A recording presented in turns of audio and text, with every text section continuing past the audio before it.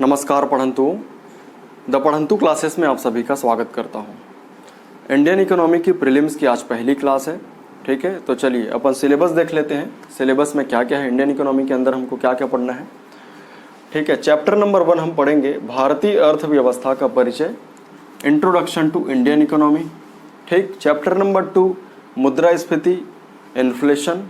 Chapter number 3 में पढ़ेंगे मौद्रिक नीति, monetary policy. Chapter number 4 banking और आरबीआई के बारे में पढ़ेंगे। ठीक है, 5वें चैप्टर में पढ़ेंगे कर, टैक्स। ठीक, 6वें में बजट है ना, या फिस्कल पॉलिसी।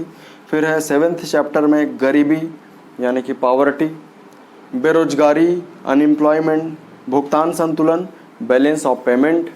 ठीक है, राष्ट्रीय आय, नेशनल इनकम, शेयर मार्केट के बारे में सिर्फ बेसिक पढ़ेंगे जो एग्जाम में पूछा जा सकता है। ठीक है, पंचवर्षीय योजनाएं, 5 ईयर प्लान। ठीक, अंतर्राष्ट्रीय वित्तीय संस्थान, इंटरनेशनल फाइनेंशियल इंस्टीट्यूशन जैसे IMF हो गया, वर्ल्ड बैंक हो गया, एशियाई विकास बैंक हो गया, ब्रिक्स हो गया, इन सब के बारे में चैप्टर नंबर 13 में पढ़ेंगे। ठीक है, चैप्टर नंबर 14 में पढ़ेंगे कृषि, एग्रीकल्चर।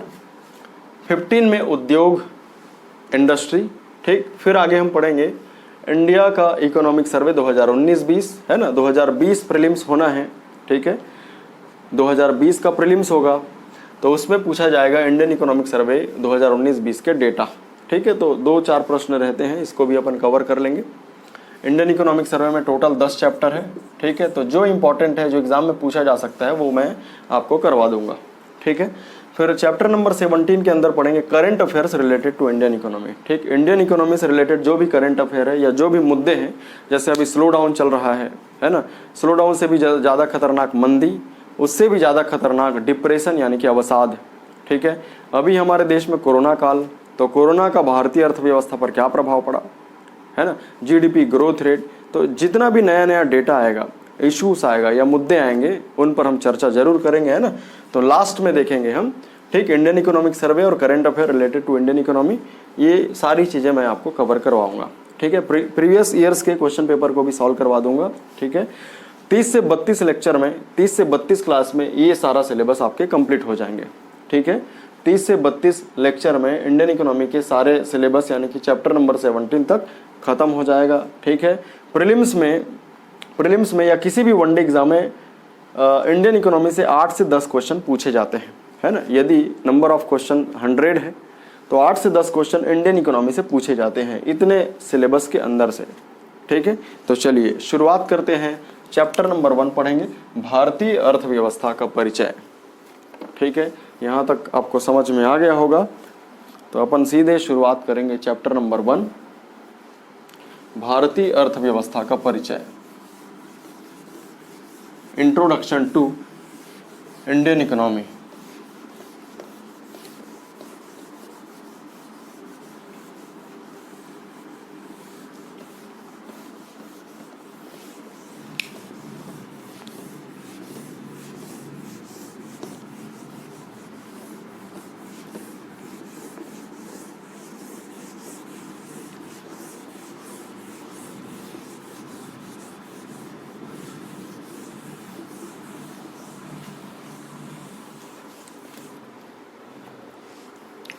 ठीक है, चलिए अब इसमें 2 टर्मिनोलॉजी पढ़ना है। एक होता है अर्थशास्त्र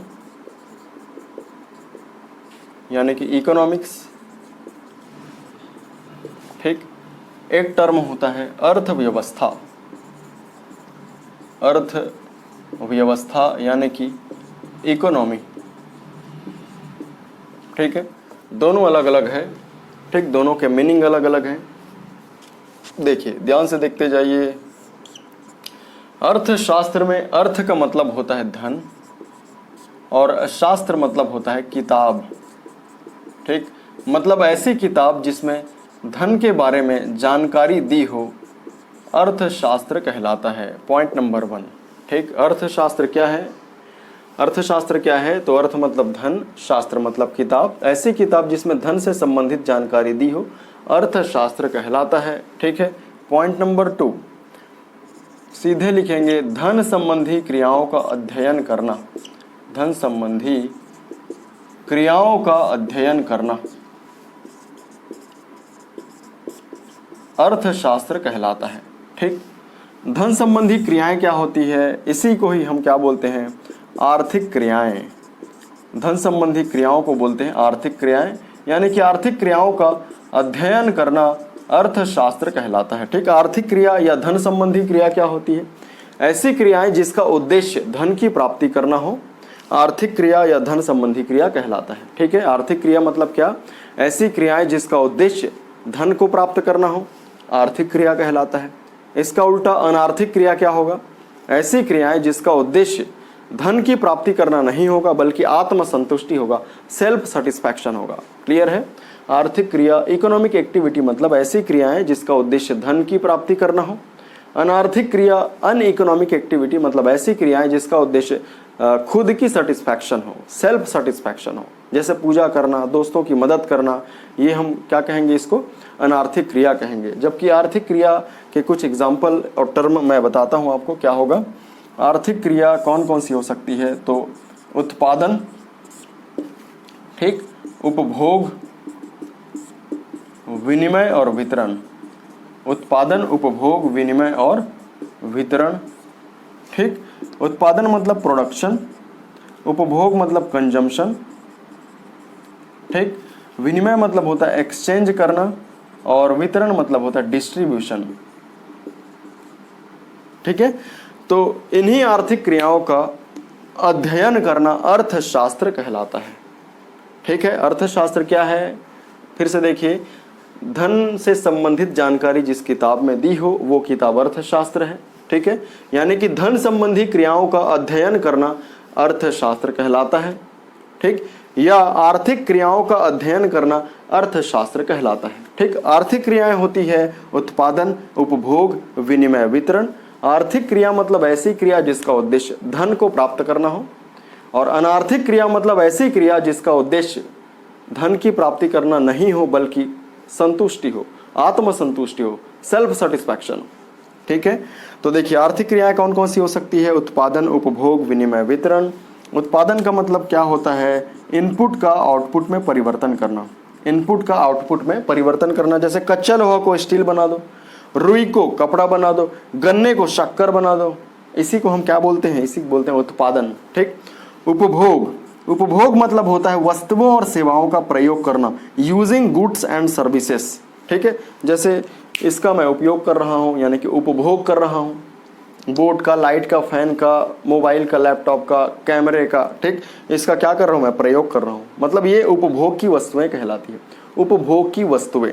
ठीक है, कंजम्पशन गुड्स कहेंगे इसको। ठीक, विनिमय मतलब होता है आदान प्रदान करना, है ना, जैसे मैं दुकान वाले भैया को 5 रुपए दूंगा तो बदले में वो कभी समोसा देता है, कभी पेन देता है, मेरी रिक्वायरमेंट के हिसाब से। ठीक है, तो पैसे को लो, बदले में कुछ सामान दे दो।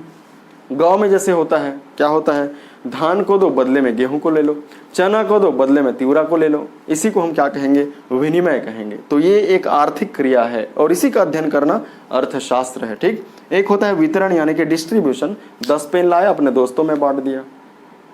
ठीक है, कोई सामान लाया अपने दोस्तों को बांट दिया। ठीक है, तो इन्हीं आर्थिक क्रियाओं का अध्ययन करना अर्थशास्त्र कहलाता है, याद रखिएगा। ठीक है, चलिए अब देखते हैं अर्थव्यवस्था क्या है। अर्थव्यवस्था, अर्थ धन व्यवस्था।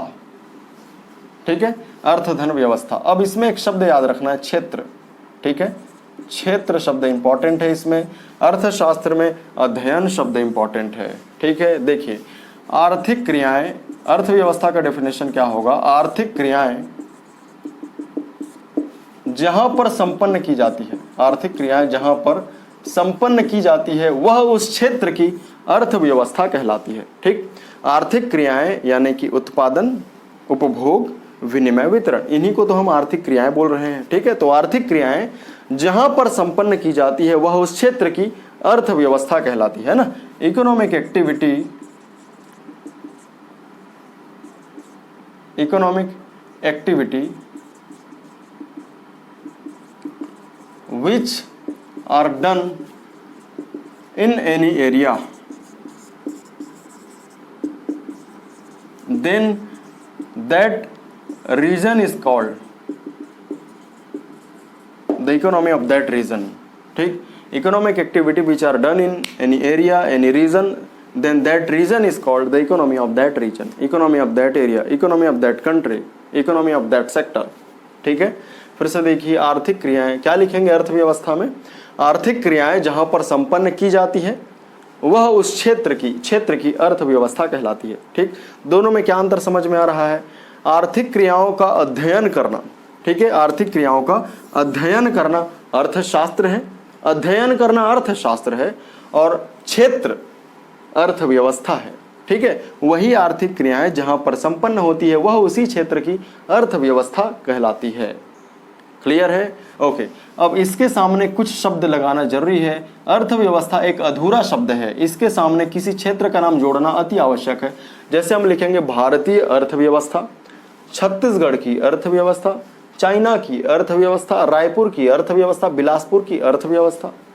ठीक है, तो अर्थव्यवस्था में हमको याद रखना है क्षेत्र शब्द, और अर्थशास्त्र में अध्ययन, किसका अध्ययन? तो आर्थिक क्रियाओं का अध्ययन, और आर्थिक क्रिया क्या है? उत्पादन, उपभोग, विनिमय, वितरण। और यही आर्थिक क्रियाएं जहां पर संपन्न की जाती है वह उस क्षेत्र की अर्थव्यवस्था कहलाती है। ठीक है, ओके, चलिए आगे देखते हैं। यहां तक आपको समझ में आ गया होगा। अभी हम चैप्टर नंबर 1 पढ़ रहे हैं, भारतीय अर्थव्यवस्था का परिचय, इंट्रोडक्शन टू इंडियन इकोनॉमी, है ना।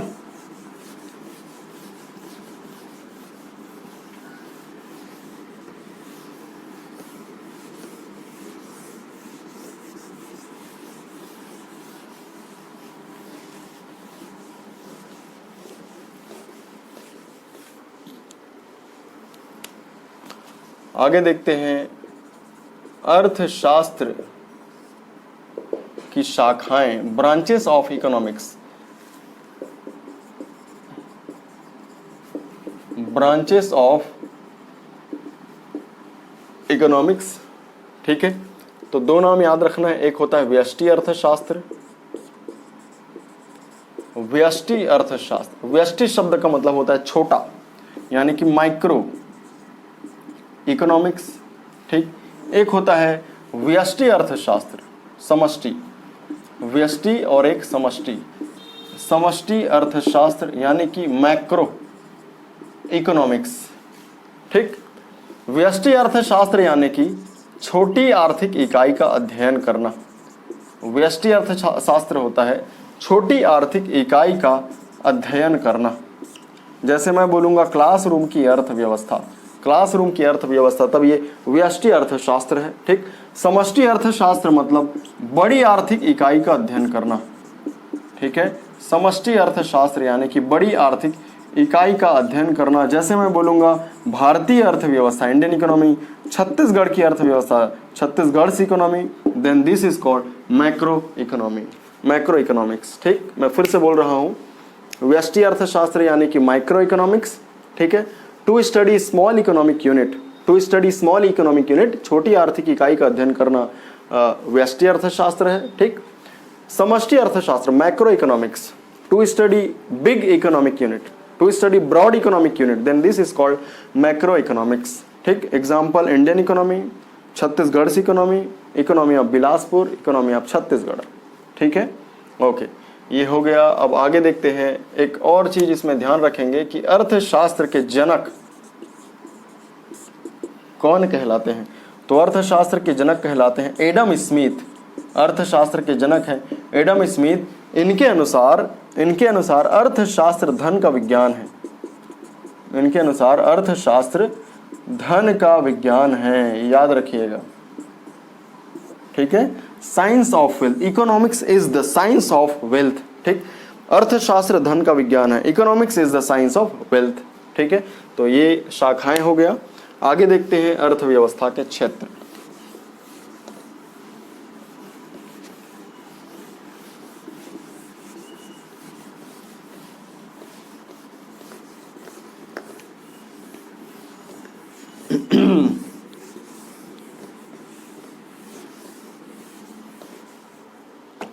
चलिए इसके बाद देखेंगे अर्थव्यवस्था के क्षेत्र।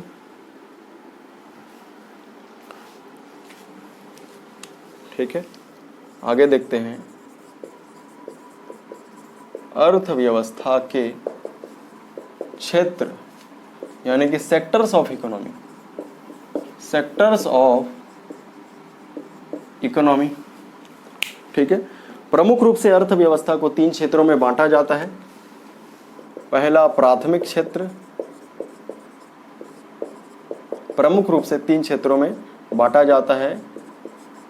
प्राइमरी सेक्टर, ठीक। दूसरा है द्वितीयक क्षेत्र, द्वितीयक क्षेत्र, सेकेंडरी सेक्टर, ठीक है। तीसरा है सेवा क्षेत्र, यानी कि तृतीयक लिख देता हूं इसको, तृतीयक क्षेत्र यानी कि टर्शियरी सेक्टर, टर्शियरी सेक्टर, ठीक। इसके अलावा इसको हम बोलते हैं कृषि, प्राइमरी क्षेत्र को हम कृषि बोलेंगे, उद्योग क्षेत्र यानी कि उद्योग, और तृतीयक क्षेत्र यानी कि सेवा, ठीक। चलिए देखते हैं एक एक करके। ये मेंस के लिए भी इंपॉर्टेंट है, प्रीलिम्स के लिए तो इंपॉर्टेंट है ही, ठीक है। समझिए प्राथमिक क्षेत्र क्या होता है। ऐसा क्षेत्र जहां कच्चे माल को शामिल किया जाता है, ठीक है। ऐसा क्षेत्र जहां प्राकृतिक संसाधनों को, ऐसा क्षेत्र जहां प्राकृतिक संसाधनों को कच्चे तौर पर प्राप्त किया जाए, कच्चे तौर पर प्राप्त किया जाता है, ठीक है। Natural resources are acquired, natural resources are acquired, है ना, in the form of raw materials, raw goods, ठीक है। प्राकृतिक संसाधनों को कच्चे तौर पर प्राप्त करना प्राथमिक क्षेत्र कहलाता है। Natural resources are acquired in the form of raw material और रॉ गुड्स, ठीक। Then this sector is called primary sector, ठीक। इसका एग्जाम्पल याद रखना है, कृषि एवं संबंधित क्रियाएं, कृषि एवं संबंधित क्रिया, एग्रीकल्चर एंड रिलेटेड एक्टिविटी, ठीक है। मछली पालन, फिशरीज, ठीक। वानिकी यानी कि फॉरेस्ट्री, ठीक। खनन तथा उत्खनन, खनन तथा उत्खनन, उत्खनन को बोलते हैं एक्सकैवेशन और खनन को बोलते हैं माइनिंग, इतना याद रखिएगा, ठीक है। फिर से समझिए, प्राथमिक क्षेत्र मतलब ऐसा क्षेत्र जहां प्राकृतिक संसाधनों को कच्चे तौर पर प्राप्त किया जाए। Natural resources are acquired in the form of raw goods, ठीक है।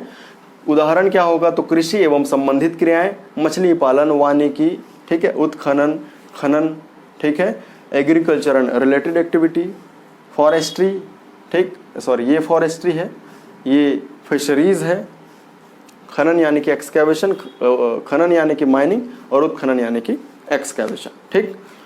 चलो एक बार एग्जांपल देख लो, उससे आपको ज़्यादा जल्दी समझ में आएगा, ठीक है। कच्चा बोल रहा है, कच्चा है ना, कच्चा याद रखना है। तो मैं रुई बोलता हूँ तो रुई को हम खेत से निकालते हैं तो रुई कच्चा है, तो रुई को प्राथमिक क्षेत्र में शामिल करते हैं, ठीक है। रुई से बनता है कपड़ा, यानी कि कच्चे माल का निर्मित माल में परिवर्तन, ठीक है। तो यहाँ पे लिख दूंगा कच्चे माल का निर्मित माल में परिवर्तन, कच्चे माल का निर्मित माल में परिवर्तन, ठीक है। तो कपड़े को हम शामिल करते हैं द्वितीय क्षेत्र में, ठीक। फिर तृतीय क्षेत्र देखिए, कपड़े को बेचने के लिए एक दुकान लगा दो, तो दुकान देती है सेवा, ठीक है। तो दुकान हो गया, बीमा हो गया, बैंकिंग, संचार, इसको हम शामिल करते हैं तृतीय क्षेत्र में, ठीक है। फिर से समझिए, द्वितीय क्षेत्र में क्या लिखेंगे, कच्चे माल का निर्मित माल में परिवर्तन जहां पर हो, ठीक है। Raw material are converted into finished goods और मैन्युफैक्चर्ड प्रोडक्ट, ठीक है। इसका एग्जाम्पल हमको याद रखना है एग्जाम के लिए, है ना, विनिर्माण, निर्माण, ऊर्जा, गैस, जलापूर्ति, विनिर्माण, निर्माण, ऊर्जा, गैस, जलापूर्ति, ठीक है। Manufacturing, construction, energy, gas, water supply, manufacturing, construction, energy, gas, water supply, ठीक है। तृतीय क्षेत्र के अंतर्गत सेवाओं को शामिल किया जाता है, services are included in this sector, ठीक है, जैसे परिवहन, ठीक, बैंकिंग, बीमा, ठीक है, संचार और व्यापार। बस इतना एग्जांपल याद रखेंगे, यही से लग जाएगा आपके क्वेश्चन, ठीक है।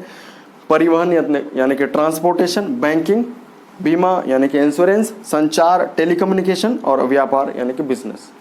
ठीक है, तो चलिए एक बार फिर से समझिए, ये मेंस में आप लिखेंगे यदि आएगा तो, प्रीलिम्स के लिए तो ज़्यादा इंपॉर्टेंट है ना। अब समझिए इसको, रुई बोल रहा हूँ यानी कि ये कच्चा है तो प्राथमिक क्षेत्र में शामिल करेंगे। ठीक है, कपड़ा बोल रहा हूँ तो कच्चे माल का निर्मित माल में परिवर्तन यानी कि कपड़े को हम शामिल कर देंगे द्वितीयक क्षेत्र में। ठीक, अब इसी कपड़े को बेचने के लिए दुकान लगा दो, यानी कि दुकान में बैठ के हम सेवा दे रहे हैं लोगों को, बदले में पैसे ले रहे हैं, तो क्या है वो तृतीयक क्षेत्र है। ठीक है, अनदर एग्जाम्पल, और एग्जाम्पल लेते हैं इसका, आपको और अच्छे से समझ में आएगा। जैसे मैं बोलता हूँ गन्ना, खेत से हमने काट दिया गन्ने को, गन्ना कच्चा है तो गन्ने को शामिल कर देंगे प्राथमिक क्षेत्र में। ठीक, गन्ने से बनता है शक्कर, गन्ने से बनता है गुड़। ठीक है, तो ये कच्चे माल का परिवर्तन हो गया निर्मित माल में। ठीक, तो गुड़ और शक्कर को किस में शामिल करेंगे, द्वितीयक क्षेत्र में शामिल करेंगे। ठीक, अब इसी गन्ने और गुड़ और शक्कर को बेचने के लिए फिर से एक दुकान लगाओ। ठीक है, तो दुकान वाला देता है सेवा, यानी कि दुकान को हम शामिल कर देंगे तृतीयक क्षेत्र में। ठीक, अगला एग्जाम्पल लेता हूं, जैसे एक एग्जाम्पल है लौह अयस्क, लौह अयस्क। ठीक, आयरन ओर, लौह अयस्क से बनता है इस्पात यानी कि स्टील।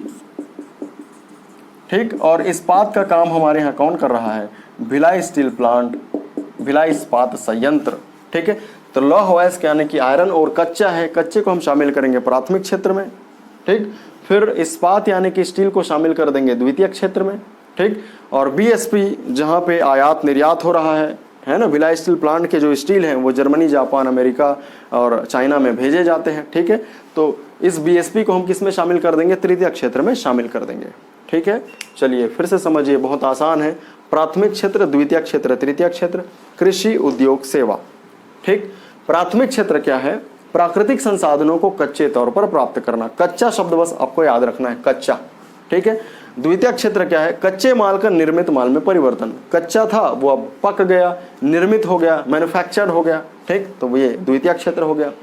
तृतीयक क्षेत्र यानी कि जहाँ पर सेवाओं को शामिल करते हैं, जैसे हम बस में बैठते हैं तो बस हमको सेवा देती है ना, हवाई जहाज में, ट्रेन में।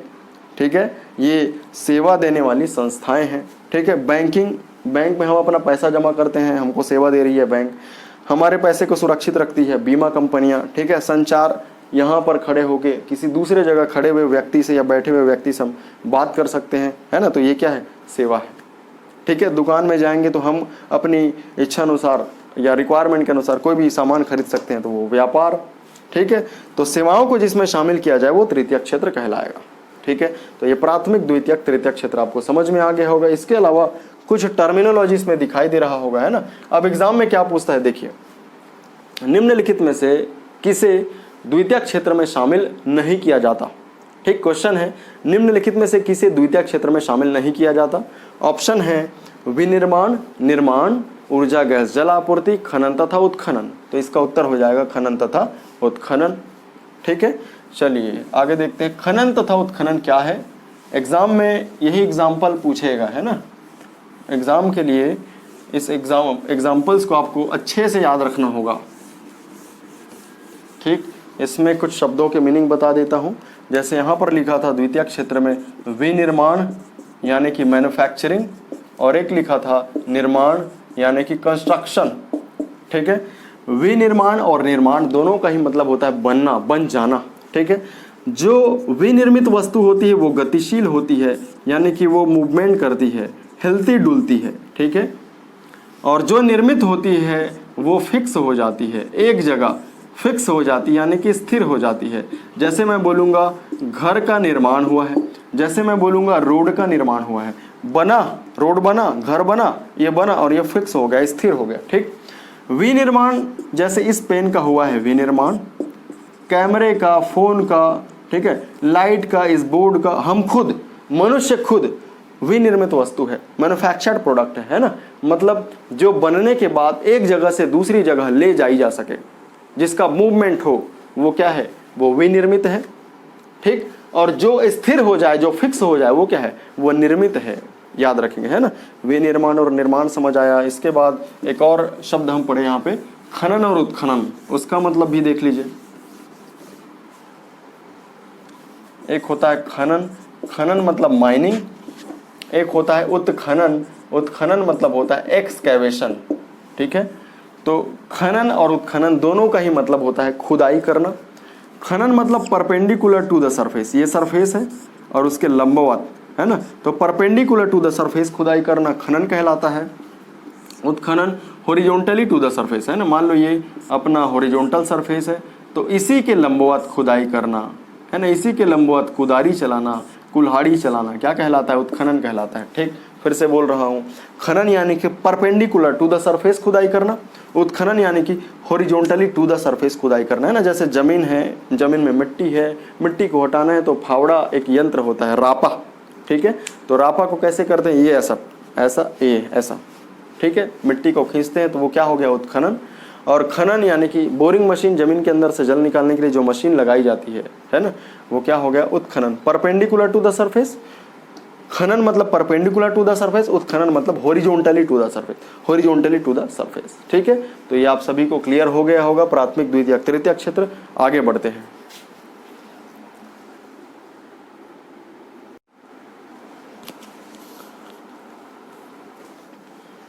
ठीक है, अर्थव्यवस्था के क्षेत्रों को प्रमुख रूप से 3 भागों में बांटा जाता है।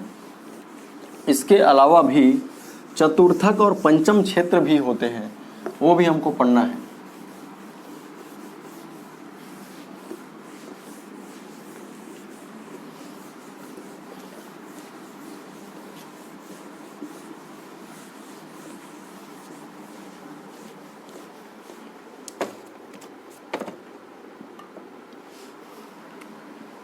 ठीक है, चौथा क्षेत्र देखिए, चतुर्थक क्षेत्र। ठीक है, फोर्थ सेक्टर लिख दे, इसको फोर्थ सेक्टर बोल देते हैं। ठीक, एक होता है पंचम क्षेत्र, एक है पंचम क्षेत्र, ठीक है, फिफ्थ सेक्टर बोल दो, या इसको क्वीनरी सेक्टर भी बोलते हैं। ठीक है, देखिए पंचम क्षेत्र में हम शामिल करते हैं संस्थानों को जो उच्च स्तर पर निर्णय करती है, जो उच्च स्तर पर निर्णय करती है। ठीक है, जैसे ISRO, Indian space research organisation, headquarter in Bangalore. ठीक है, जैसे यूनिवर्सिटी, जैसे कॉलेज, ये बड़ी बड़ी संस्थाएं होती है जो ऊंचे ऊंचे स्तर पर निर्णय करती है। इन्हीं संस्थानों को हम किसमें शामिल करते हैं, पंचम क्षेत्र में, फिफ्थ सेक्टर में। ठीक है, संस्थान यानी कि इंस्टीट्यूशन, ठीक है, high level decision making, high level decision making. ठीक है, in fifth sector high level decision making institutions are included, high level decision making institution are included. ठीक, अब देखिए, अभी इन्हीं बड़े बड़े संस्थानों में क्या होती है, बौद्धिक गतिविधियां होती है, उसको हम शामिल करते हैं चतुर्थक क्षेत्र में। बौद्धिक गतिविधियां, बौद्धिक गतिविधियां यानी कि इंटेलेक्चुअल एक्टिविटी, बौद्धिक गतिविधियां यानी कि इंटेलेक्चुअल एक्टिविटी। ठीक है, जैसे इसरो में क्या होता है, अनुसंधान यानी कि रिसर्च। ठीक, विद्यालय, महाविद्यालय या यूनिवर्सिटी में क्या मिलेगा, शिक्षा मिलेगा यानी कि एजुकेशन। तो इन्हीं को हम बोलते हैं बौद्धिक क्रियाएं यानी कि इंटेलेक्चुअल एक्टिविटी, और this are included in fourth sector, चतुर्थक क्षेत्र। ठीक, मैं फिर से बोल रहा हूं, चतुर्थक क्षेत्र, पंचम क्षेत्र क्या है, ध्यान से सुनिए। चतुर्थक क्षेत्र, इसके अंतर्गत बौद्धिक गतिविधियों को शामिल किया जाता है, जैसे अनुसंधान, शिक्षा, सूचना प्रौद्योगिकी, इंफॉर्मेशन, है ना, आईटी सेक्टर, इंफॉर्मेशन टेक्नोलॉजी। ठीक है, चतुर्थक क्षेत्र बौद्धिक गतिविधियों को शामिल किया जाता है। ठीक, पंचम क्षेत्र, इसके अंतर्गत उच्च स्तर पर निर्णय लेने वाले संस्थानों को शामिल किया जाता है। ठीक, पंचम क्षेत्र में उच्च स्तर पर निर्णय लेने वाले संस्थानों को शामिल किया जाता है, जैसे इसरो, यूनिवर्सिटी, कॉलेज। ठीक है, ओके, इतना आपको समझ में आ गया होगा। फिर से देखिए, प्राथमिक, द्वितीयक, तृतीयक, चतुर्थक, पंचम। ठीक है, बहुत आसान है याद रखना। प्राथमिक में याद रखेंगे कच्चा, द्वितीयक में याद रखेंगे कच्चे का हो गया निर्मित, मैन्युफैक्चर्ड। तृतीयक में याद रखेंगे सेवाएं, ठीक। चतुर्थक में याद रखना है बौद्धिक गतिविधि यानी कि इंटेलेक्चुअल एक्टिविटी। पंचम में याद रखना है संस्थान जो उच्च स्तर पर निर्णय करती है, ठीक। तो ये अर्थव्यवस्था के क्षेत्र खत्म। इसके बाद आगे देखते हैं अर्थव्यवस्था के प्रकार।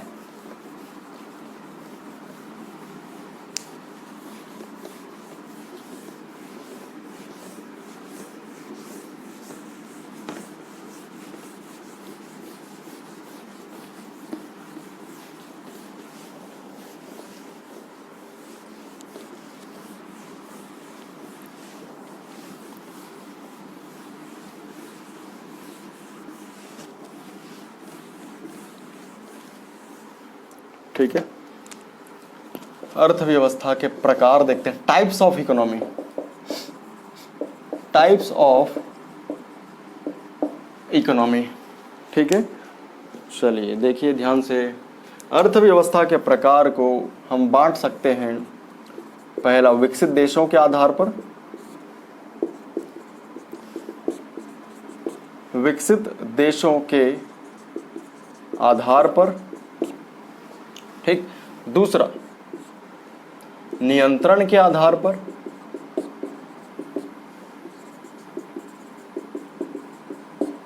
ठीक। तीसरा आयात निर्यात के आधार पर, आयात निर्यात के आधार पर, ठीक है। विकसित देशों के आधार पर on the basis of development, on the basis of development, ठीक। नियंत्रण के आधार पर on the basis of control, on the basis of control, ठीक। आयात निर्यात के आधार पर यानी कि on the basis of export import, on the basis of import export, export import, ठीक है।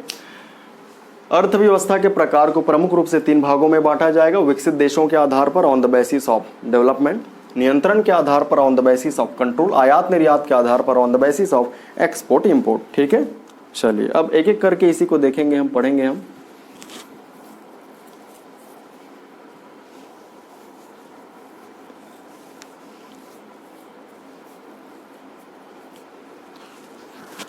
ठीक है, चलिए आगे देखते हैं।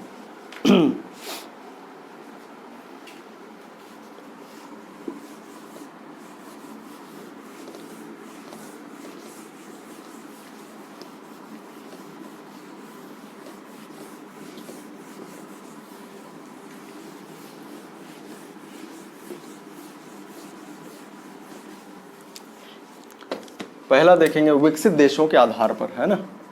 पहला देखेंगे विकसित देशों के आधार पर यानी कि on the basis of development, विकसित देशों के आधार पर on the basis of development, ठीक है। इसको भी हम 3 भागों में बांट सकते हैं। एक लिखेंगे विकसित अर्थव्यवस्था, ठीक, यानी कि डेवलप्ड इकोनॉमी, डेवलप्ड इकोनॉमी, ठीक। दूसरा लिखेंगे विकासशील अर्थव्यवस्था,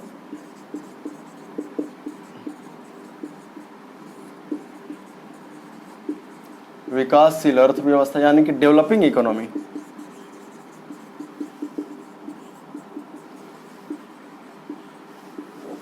डेवलपिंग इकोनॉमी, ठीक है। चलिए अब एक एक करके समझते हैं, बहुत आसान है। ध्यान से सुनिए, है ना। डेवलप में ईडी लगा है मतलब विकास हो चुका है ना, विकास हो चुका है। और विकासशील में देखिए डेवलप में आईएनजी लगा है मतलब विकास हो रहा है, विकास हो चुका है, विकास हो रहा है, ठीक है। अब देखते जाइए पॉइंट वाइज। पहला पॉइंट, विकसित अर्थव्यवस्था क्या होते हैं? ऐसी अर्थव्यवस्था या ऐसा देश जहां ज़्यादा से ज़्यादा लोगों को नौकरी, रोजगार द्वितीय क्षेत्र से प्राप्त हो और तृतीय क्षेत्र से प्राप्त हो, है ना। हमें द्वितीयक और तृतीय क्षेत्र पढ़ लिया क्या होता है। द्वितीय क्षेत्र यानी कि कच्चे माल का निर्मित माल में परिवर्तन, तृतीय क्षेत्र यानी कि जिसमें हम सेवाओं को शामिल करते हैं, ठीक है। तो ज़्यादा से ज़्यादा लोगों को नौकरी यदि द्वितीयक और तृतीय क्षेत्र से मिले, एम्प्लॉयमेंट कहाँ से मिले, सेकेंडरी और टर्सरी सेक्टर से मिले, तो इसे क्या कहेंगे, इसे कहेंगे विकसित अर्थव्यवस्था। ठीक है, इसमें ज्यादा से ज्यादा लोगों को रोजगार, एम्प्लॉयमेंट कृषि से मिले, ठीक, एग्रीकल्चर से मिले, तब हम इसे कहेंगे विकासशील अर्थव्यवस्था। जैसे भारत एक विकासशील देश है, क्यों? क्योंकि भारत के लगभग 65 से 70% लोग कृषि से संबंधित उद्योगों से या कृषि से रोजगार प्राप्त कर रहे हैं। ठीक है, इसलिए भारत को हम क्या कहेंगे, विकासशील अर्थव्यवस्था। ठीक, दूसरा पॉइंट याद रखना है, यदि जीडीपी में ज्यादा योगदान द्वितीयक तृतीयक क्षेत्र का हो तब भी इसे हम विकसित अर्थव्यवस्था कहेंगे। यदि जीडीपी में ज्यादा योगदान कृषि का हो तब हम इसे विकासशील अर्थव्यवस्था कहेंगे। ठीक, विकसित अर्थव्यवस्था ऐसे देश होते हैं जहां गरीबी का प्रतिशत यानी कि पॉवर्टी का परसेंट कम होगा कि ज्यादा होगा, कम होगा। ठीक, विकासशील में गरीबी का प्रतिशत ज्यादा हो जाएगा, poverty, percentage of poverty is more. ठीक है, विकसित अर्थव्यवस्था में बेरोजगारी, अनएम्प्लॉयमेंट रेट कम रहेगा। ठीक है, अनएम्प्लॉयमेंट रेट कम रहेगा, जबकि विकासशील अर्थव्यवस्था में कंपैरिजन टू विकसित अर्थव्यवस्था बेरोजगारी ज्यादा रहेगी। ठीक है, अनएम्प्लॉयमेंट ज्यादा रहेगी। ठीक, विकसित अर्थव्यवस्था में साक्षरता दर कम रहेगी कि ज्यादा रहेगी? साक्षरता दर, लिटरेसी रेट ज्यादा रहेगी। ठीक, जबकि विकासशील अर्थव्यवस्था में साक्षरता दर कम रहेगी, लिटरेसी रेट कम रहेगी। ठीक है, विकसित अर्थव्यवस्था में आधारभूत संरचनाओं का विकास हो चुका होगा, है ना। आधारभूत संरचना जैसे सड़क, पेयजल, विद्युतीकरण, ठीक, इसी को हम बोलते हैं आधारभूत संरचना, यानी कि इंफ्रास्ट्रक्चर।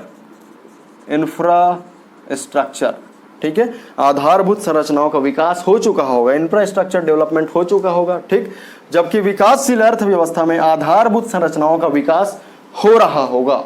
मैं फिर से बोल रहा हूं, आधारभूत संरचना का विकास हो चुका होगा तब विकसित अर्थव्यवस्था है, आधारभूत संरचनाओं का विकास हो रहा होगा तब वो विकासशील अर्थव्यवस्था है। याद रखेंगे, है ना। जैसे America, Japan, Germany, Canada, Britain विकसित अर्थव्यवस्था कहलाते हैं। ठीक है, भारत, ठीक, इसके अलावा ब्रिक्स के सारे देश याद रख लीजिएगा, BRICS, ये विकासशील देश कहलाते हैं। ठीक है, Brazil, Russia, India, China, South Africa, Brazil, Russia, India, China, South Africa, ये ब्रिक्स समूह के 5 देश विकासशील अर्थव्यवस्था यानी कि डेवलपिंग इकोनॉमी कहलाती है। ठीक है, चलिए ये दोनों क्लियर हो गया होगा तो हम आगे बढ़ते हैं। अल्प विकसित अर्थव्यवस्था, जो विकसित देशों के आधार पर अर्थव्यवस्था के प्रकारों में तीसरा प्रकार है। ठीक है, अभी हम अर्थव्यवस्था के प्रकार पढ़ रहे हैं, जिसमें हम पहला पढ़ रहे हैं विकसित अर्थव्यवस्था के आधार पर, विकसित देशों के आधार पर। ठीक, विकसित देशों के आधार पर इसे 3 भागों में बांटा जा सकता है, विकसित अर्थव्यवस्था, विकासशील अर्थव्यवस्था और तीसरा होता है अल्प विकसित अर्थव्यवस्था। तीसरा देखते हैं अल्प विकसित अर्थव्यवस्था, ये समझ में आ गया होगा। ठीक, मैं फिर से बोल रहा हूँ, देखिए, यदि रोजगार द्वितीयक तृतीयक से मिले तो विकसित, कृषि से मिले या प्राथमिक से मिले तो विकासशील। ठीक है, जीडीपी में ज्यादा योगदान द्वितीयक तृतीयक का हो तो विकसित, प्राथमिक का हो तो विकासशील। ठीक है, विकसित अर्थव्यवस्था मतलब गरीबी कम होगी, बेरोजगारी कम होगी, साक्षरता दर ज्यादा होगी। विकासशील अर्थव्यवस्था मतलब गरीबी ज्यादा, बेरोजगारी ज्यादा, साक्षरता दर कम। ठीक है, समझ में आ रहा होगा। ठीक है, एग्जाम्पल याद रखिएगा, है ना, कि अमेरिका को हम विकसित अर्थव्यवस्था कहते हैं। ठीक है, सारे एग्जाम्पल जो मैंने बोला है नोट करते जाना है। साथ में आपको PDF नोट्स भी प्रोवाइड किया जाएगा, वीडियो लेक्चर के साथ PDF नोट्स भी आपको भेजा जाएगा।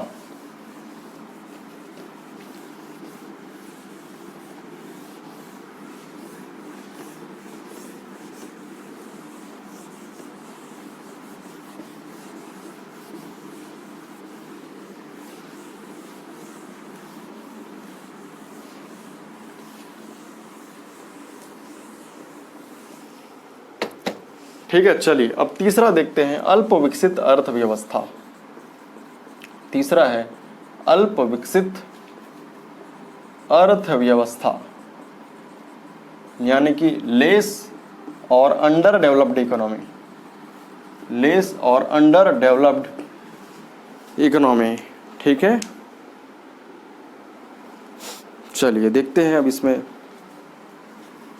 ये क्या होती है। ध्यान से समझिए, है ना, ये प्रीलिम्स 2017 में पूछा था, अल्प विकसित अर्थव्यवस्था से एक क्वेश्चन है ना।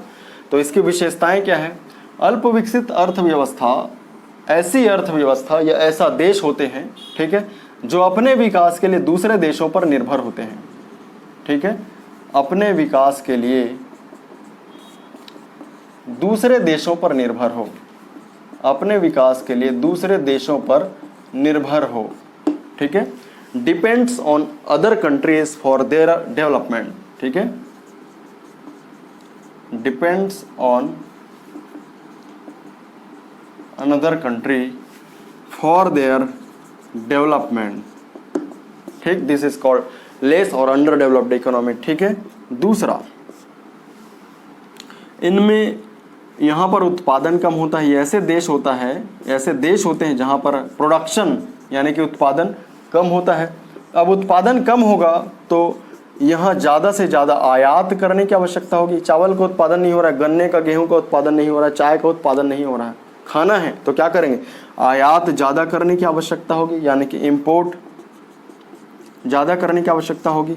आयात करने के लिए इनके पास पैसा नहीं है ना, तो लोन लेंगे, लेकिन लोन लेने की भी क्षमता नहीं है ना, does not have a capacity to take loan, ठीक है, लोन लेने की क्षमता नहीं है, लोन लेने की कैपेसिटी नहीं है, तब इसे हम क्या कहेंगे? विकसित अल्प विकसित अर्थव्यवस्था है। अल्प विकसित अर्थव्यवस्था यानी कि ये गरीबी के दुष्चक्र में फंसे होते हैं, गरीबी के दुष्चक्र में फंसे होते हैं, विशियस साइकिल ऑफ पॉवर्टी, ठीक है,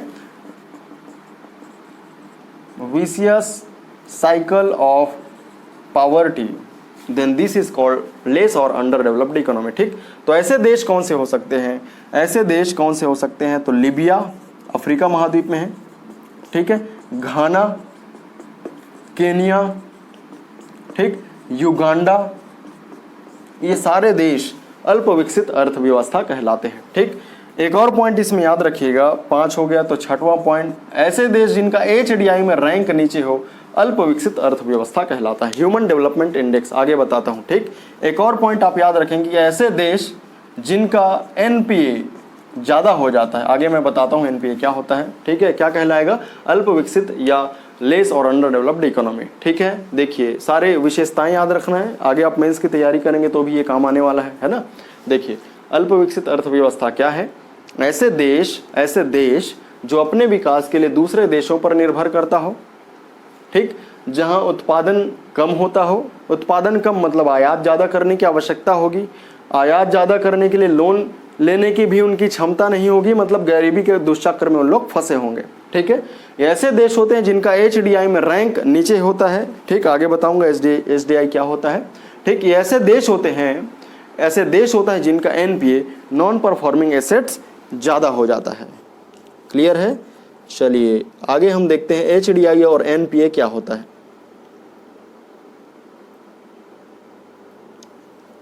ठीक है। HDI और NPA क्या होता है इसकी हम बात करेंगे अब।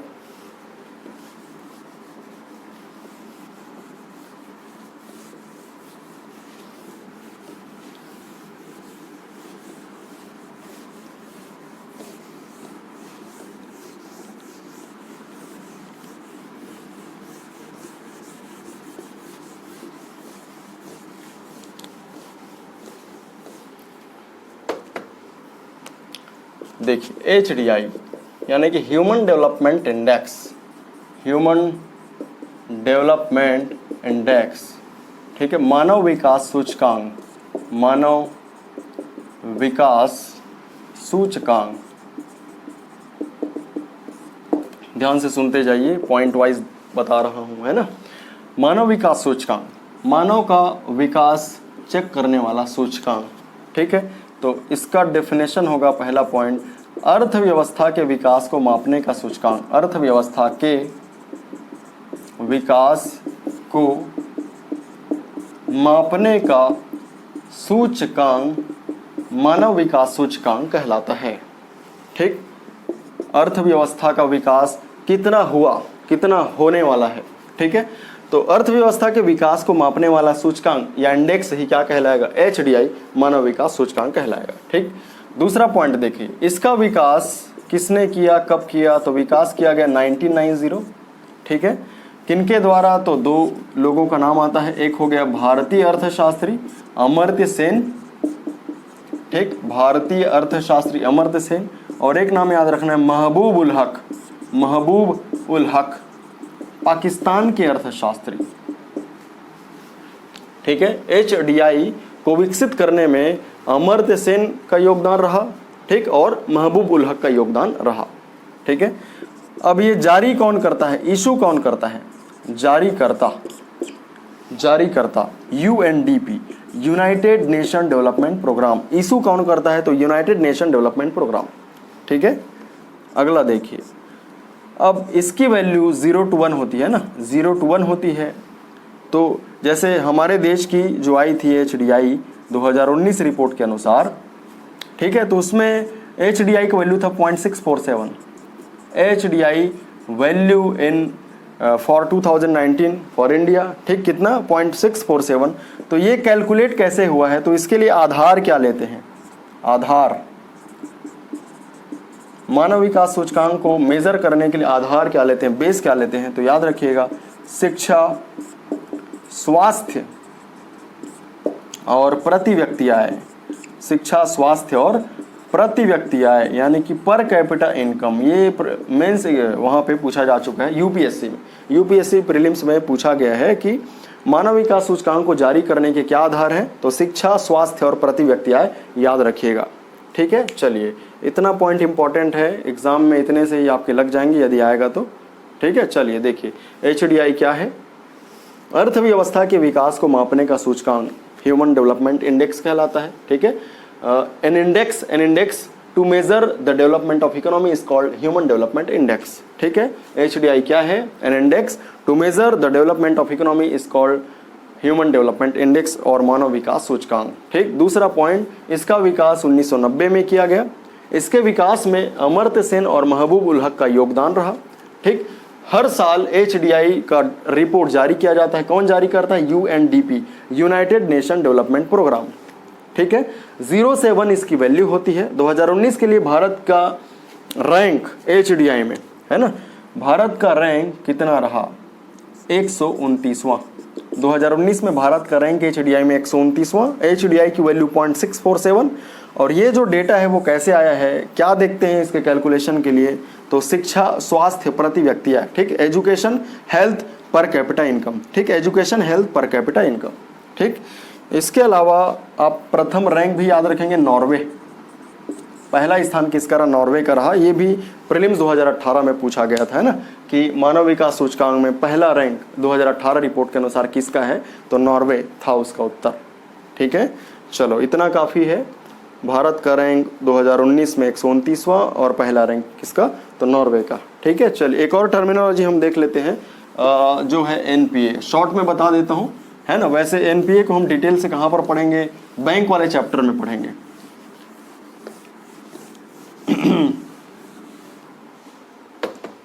NPA शॉर्ट में सुन लीजिए, क्या होता है NPA मतलब non performing assets, non performing assets, है ना, यानी कि गैर निष्पादित परिसंपत्ति, गैर निष्पादित परिसंपत्ति, ठीक है। ध्यान से सुनिए, NPA यानी कि एक प्रकार का लोन, ठीक है।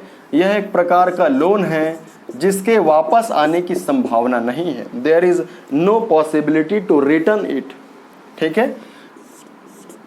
NPA एक प्रकार का लोन है जिसके वापस आने की संभावना ना हो, या जब वापस किया जाना चाहिए जिस अवधि के अंतर्गत, जिस अवधि के अंदर, जिस अवधि के पीरियड में, उस समय अवधि में यह वापस नहीं की जा रही हो, है ना। इसका डिटेल हम बैंक वाले चैप्टर में पढ़ेंगे।